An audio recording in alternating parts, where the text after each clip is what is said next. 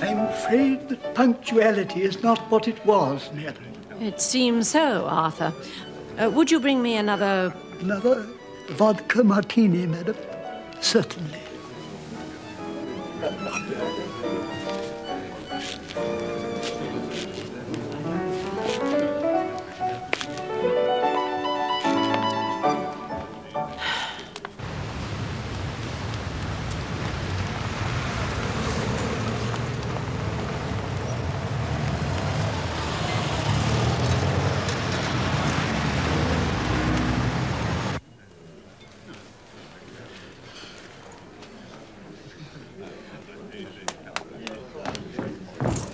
I'm sorry, I fought with a BMW for a parking meter.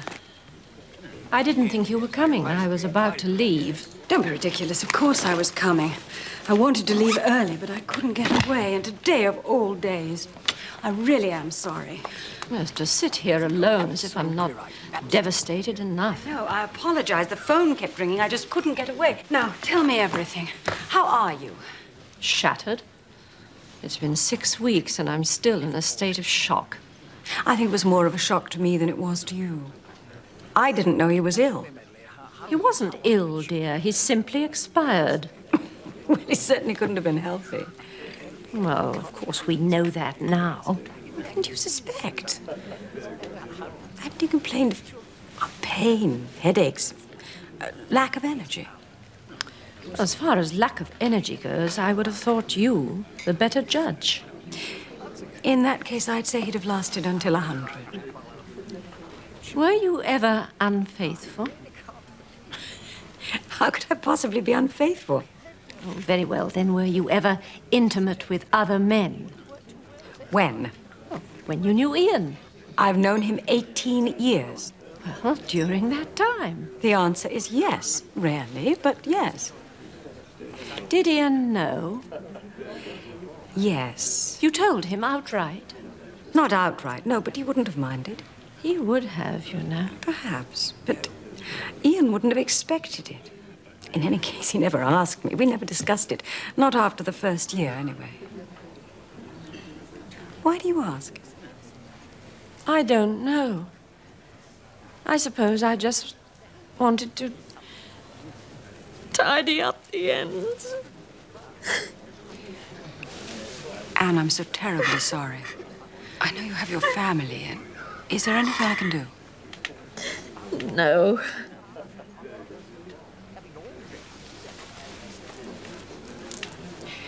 I think it might have been easier for me if I'd gone to the funeral. I'd like to have said farewell or paid my last respects or whatever it is one does on such occasions.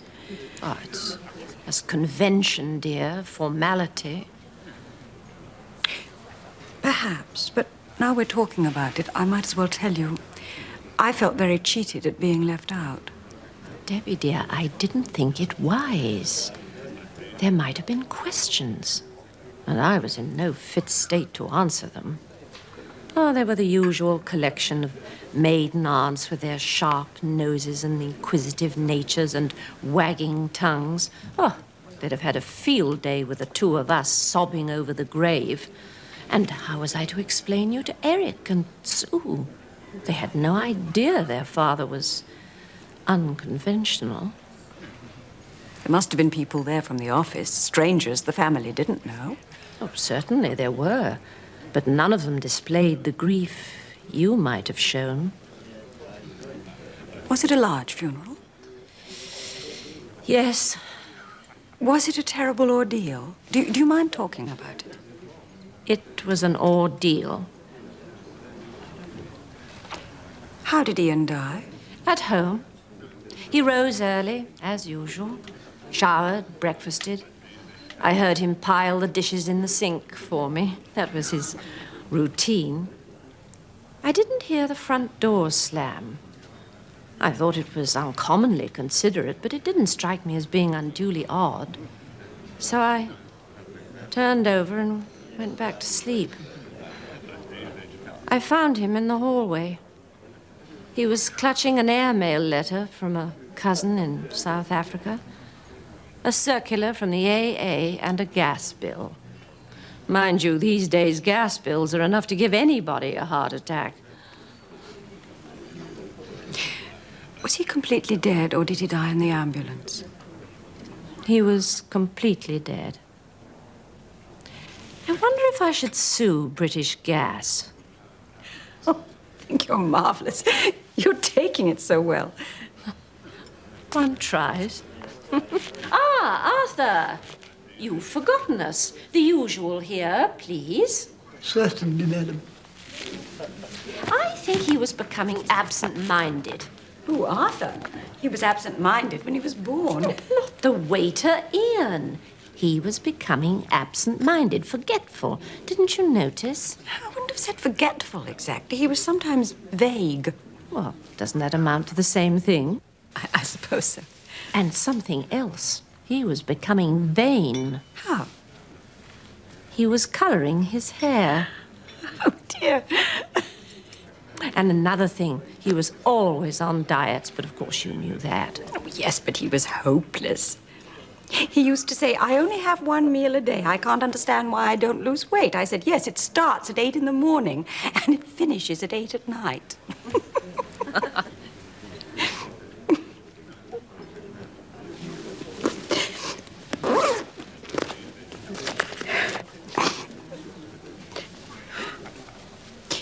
Did he say anything before he died? I'm afraid our last words were not very distinguished. We were in bed. It was rather late, and he said he was going to read. So after about 10 minutes, I said, oh, put that bloody light out or take your precious book downstairs. He told me to get stuffed. Oh, dear. I had to lie about it, too. What do you mean? Well, Eric asked me what his father's last words were, and I told him. He said, good night, dear, and sweet dreams.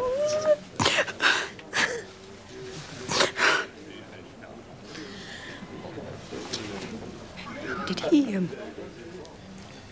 he give any hint about us? Oh, no, why should he? I don't know. There was something on his mind.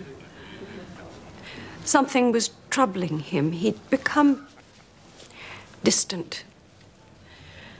Ian had absolutely no idea you and I were friends. Not 18 years ago, or 9 years ago, or even in the last weekend of his life. And even if he had guessed, why would he mention it? Did he say anything to you? No. Are you sure? Yes. Now, you know you've never been able to hide anything from me. What is it? Just seems to me wrong that he should have died without knowing. I thought that towards the end he might have guessed.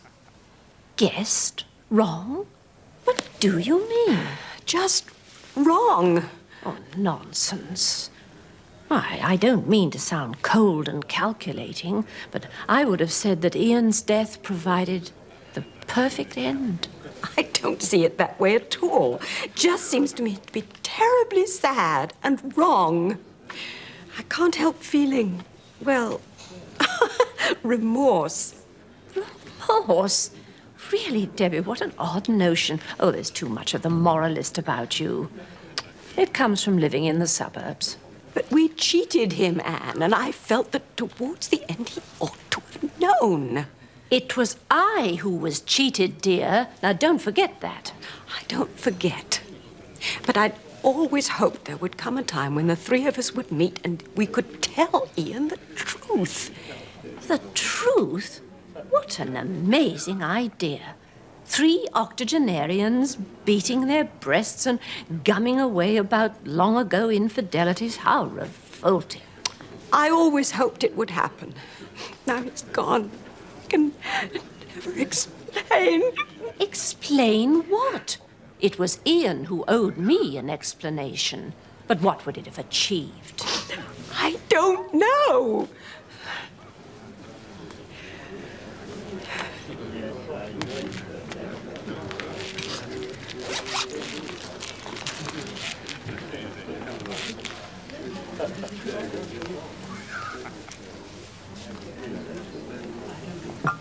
Thank you, madam. And where is my vodka martini? There is some delay, madam, a technical hitch. Oh, what nonsense. Well, bring me something else. Bring me one of those. At once, madam. I remember how it all started. So do I. And it was your idea, your scheme. Let Ian have his fling. You and I must meet and not be enemies. It's obvious, dear. You come from a good family. Well, we didn't become enemies. We became friends. And good friends. I'm very fond of you, Debbie, very fond. I couldn't love a sister more. In fact, I don't. And we performed this confidence trick. But, Debbie, dear, I never began the affair. Until you came along, I was the ever-faithful wife. I was supposed to be the unknowing victim. Well, you weren't a victim for very long. But you'd never blamed me before for not being the innocent wife with her Beck's Bissell and Flash. And once we became civilized, I never accused you of attempting to break up a home. No, we went to the other extreme. Ian must have thought he was quite the lad, with his attentive family and his adoring wife and me. It was all a game, an act. But aren't we all involved in an act every day of our lives? Isn't that how we manage to cope? Anne, it doesn't matter how you twist things. We planned around Ian. We made arrangements and shared jokes at his expense, and we engineered this great conspiracy. But what was the alternative all those years ago? To bring it out into the open? I thought it was so unusual. But then I learned so many relationships were like ours, all victims of babies and mortgages.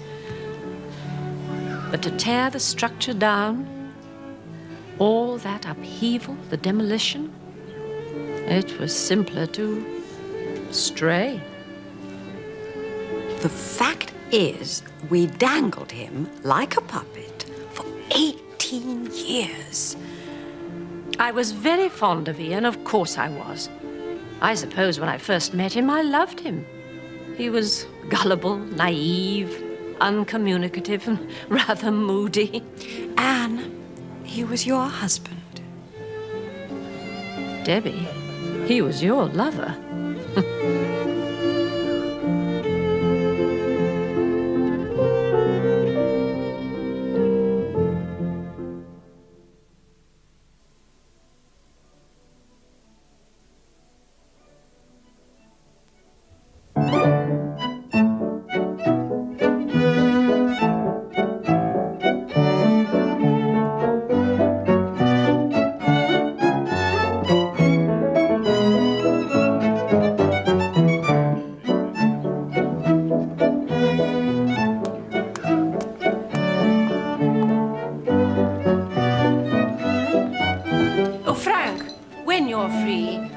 have the usual here? I believe Arthur is attending to your order, madam. Arthur has expired somewhere. The usual here, please. At once, madam.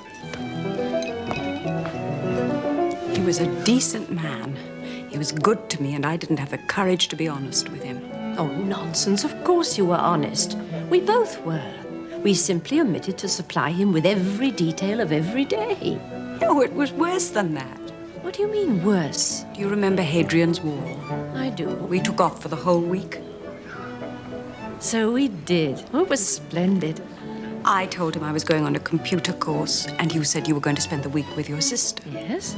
There you are. That's what I mean. We lied. But it was a week of healthy, active purity. I recall we covered nearly 50 miles. I never looked at another man. I was too tired. But you weren't where you were supposed to be, and you weren't with the person you were supposed to be with. Oh, really, Debbie, you're becoming ridiculously perverse. Are you mixing with Jesuits? It upsets me to think he died without knowing. But think of it as a blessing. Can you imagine how shocked he'd have been if I'd announced that I'd been firm friends with his mistress for almost as long as he'd been unfaithful? I can't think of anything better designed to give him a heart attack. I speak with the benefit of hindsight, of course. It's cruel to make fun at his expense. Debbie, why this sudden attack of conscience? You didn't show signs of having one before. I had one. As I knew you didn't, I kept quiet. I can't accept that. We've always been perfectly honest with each other. Have we? Haven't we? I haven't told you every little thing, Anne, in spite of the fact that in your own insidious way, you've tried to worm every detail out of me. Well, I've done no such thing. Whatever you've confided, you've done of your own free will. But mutual confidence was supposed to be the basis of our relationship. Well, you've said so often enough. We need each other, you used to say. We must trust one another. Well, that was my sincere belief. What woman wants to have an affair with a man whose wife is looking over her shoulder, making comments, passing judgments? I remember the first time I wanted to buy Ian a birthday present. He likes ties, you said. Let's go to Harrods. He hates red, you said, and won't wear loud colors, and so on and on. You virtually ended up choosing the thing yourself. I admit I helped. But it proved to be one of his all-time favorites. You're telling me next he wore it the morning he died? No. As a matter of fact, he was wearing one of my gifts. You really can be quite a bitch. Oh, Debbie, dear, if you wanted a man all to yourself to give presents to, you shouldn't have picked one that was already married. Even married, I wanted Ian.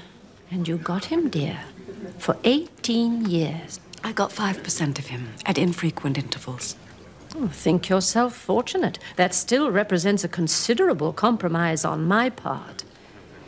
And now that we are finalizing our account, let me ask you something I have never, with all my insidious ways, asked you before.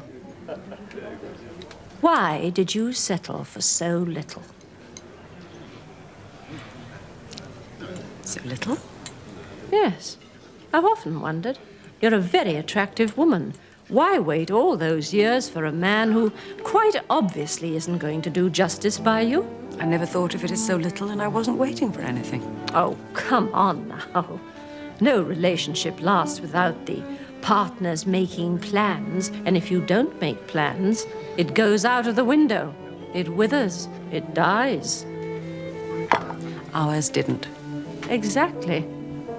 But after 18 years, what have you got? Nothing. Was your relationship so much better than mine? After 32 years of marriage, what have you got? Your children live miles away. You're a lonely widow in a 4-bedroom house. Who can guarantee how things will turn out? Oh, God. Yes, we talked in the beginning. He would leave you, we would start a new life. One time he talked of going to Australia. People do, dear. Ever since they stopped those assisted passages. For a while, I had the insane idea I wanted his child, but it was in the beginning when it all seemed so wonderful and rare. We've all had that. It's like whooping cough. Then we drifted into a sort of routine. Ian was very good to me, you know that. When I wanted to leave my flat and finally buy a house and garden of my own, he helped me in all sorts of ways. In fact, he came over for dinner the Wednesday before he died to help me check some estimates for a damp-proof course. Well, how was he? Did he complain of pains in his chest? No. He checked the damp patch and the estimates. We had dinner. It was much the same as usual. He kept looking at his watch. I said, "Do you have to leave early?" And he said no, but he didn't want to miss the tennis on television. He watched it for a while and then fell asleep. Ian.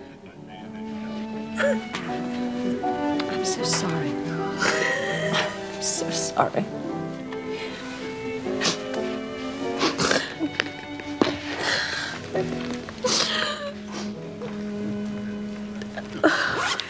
There's something you don't know about me. I think now is the time to tell you. What is it? I was married. What? Yes, before I met Ian, I was married and divorced twice. I don't believe you. It's true. Twice? Yes, 2 marriages, both disasters. The first you could blame on youthful inexperience.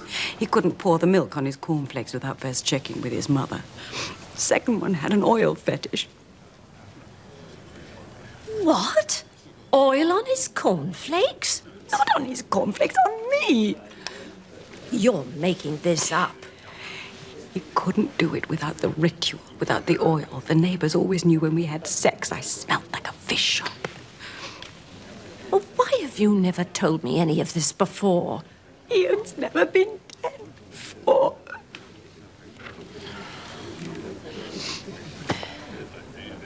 Did Ian know any of this? He knew I'd been married, and he knew about Robin. Robin? Oh, my God, Debbie, I can't keep up with you. Not another lover. Robin is my son from the second marriage. He's 23 now. A son? 23? It's impossible.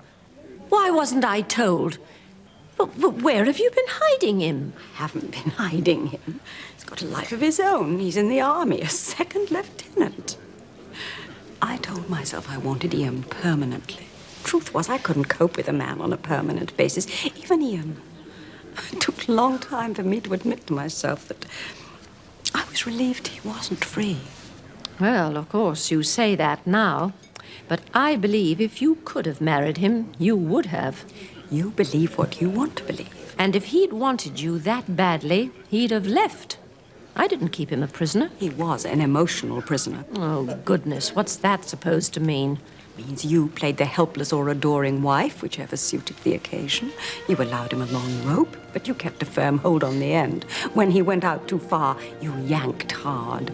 Because you knew what you should never have known. You were able to present just the right face at just the right time. Have you ever thought... I didn't interrupt you. Have you ever really thought what it was like to be in my position? Those first weeks were devastating. You tore my world apart. And it wasn't until I met you that I realized the competition was one I could cope with, live with. I rationalized. I thought, most men want to, some men do. Their wives don't know. I do. So, I played the game according to the new rules. All things considered, it wasn't a bad marriage. It kept us on our toes. It kept you on your toes, and he kept you in considerable style. And what was your contribution to it? Nothing. What have you done? You've never worked, you've never had a job, you've never done anything. You are the Duchess of the stockbroker belt, and you don't know what real life is all about. Speaking of style, dear, it might be said that you did very well out of him yourself. Yes, he was generous. Very generous. I know. You saw it was all about to end. All those contributions to your home comforts, and the lump sum for the deposit, and those long weekends in Amsterdam. I trust Madam hasn't been kept waiting. I have. This order has been attended to. Now, just one moment. Leave them all. That would be quite inappropriate, madam. It'll save reordering.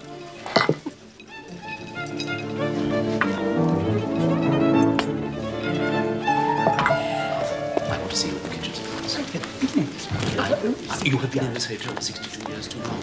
Ugh, this is whiskey. Oh, is this? Oh, well. Oh, never mind. Cheers. Cheers. You mentioned a house and garden.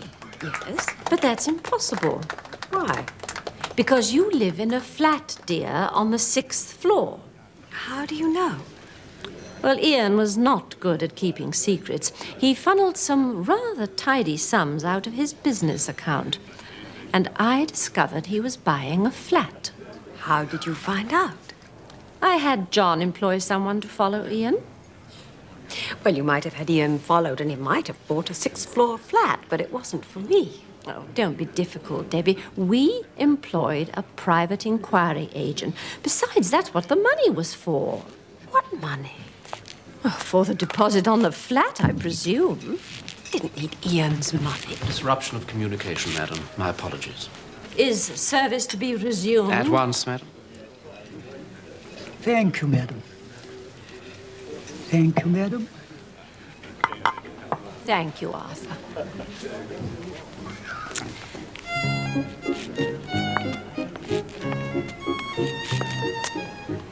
Ah. Well, I don't know what your financial situation is, dear, but you now live in a very well-appointed flat. I live in a house with a lovely big garden. I potter in it at weekends. Oh, don't be awkward, Debbie. It's a matter of record. I ought to know where I live. Nonsense, dear. You've mislaid yourself, and not for the first time.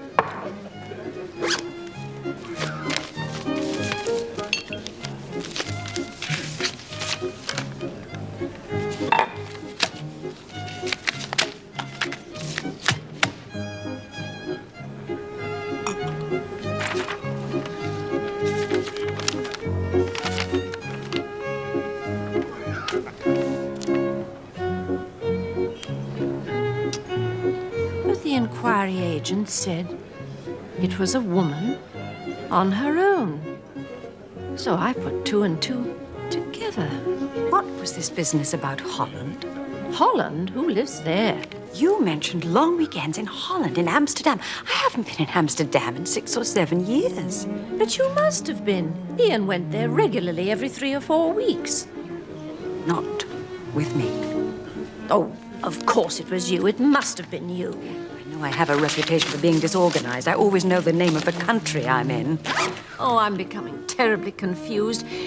Who can he have been with? What was he doing? He did say things in the last few months. When? What things? What did he say?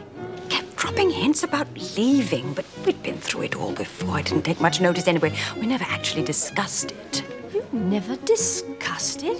What are you talking about? You were lovers. Yes, but after 18 years, you can hardly expect us to be intimate. Then who did he buy the flat for? So that was it. Are you saying there was someone else? Do you realize he cheated us, the sod? Oh, why are you laughing? Because I'm so relieved. And now, thinking about it, thinking of some of the things he said, it's all beginning to come together. Who was she? Have you any idea? Does it matter? My guess would be someone in the office, as usual. Yes, but who? I need to find out. You will have to rehire your private inquiry agent. But come to think of it, he did mention a woman. He described her once. Dark-haired, short. I think she was in charge of personnel. He talked about her to you, and you didn't suspect? Nope, I didn't. Did he mention her name? Sonia, I think. Sonia Holt? Sonia Holmes. Yes, that was it. Or am I thinking of Sherlock? Oh, the shit. Why have you never mentioned any of this before? Because you had to know everything. You had to know. And you had to control. And you had to manipulate. But it was an arrangement. What arrangement? That you had him and I was informed. I don't know what you're getting so excited about. What difference does it make now?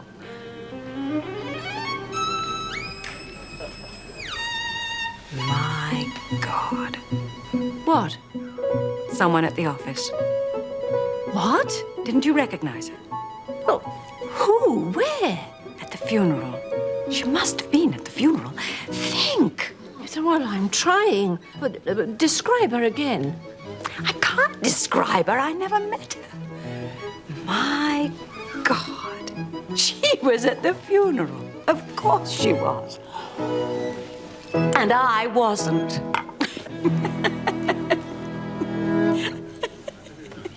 The cow. She must be traced. What nerve? We'll go straight there now.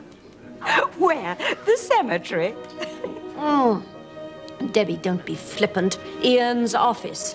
I'd better get back to my office. Nonsense. This is far more important. Drink up. Frank, the bill. 1 moment, please, madam. Then next week. We can't wait. Here, hang on to this. We'll settle up next time.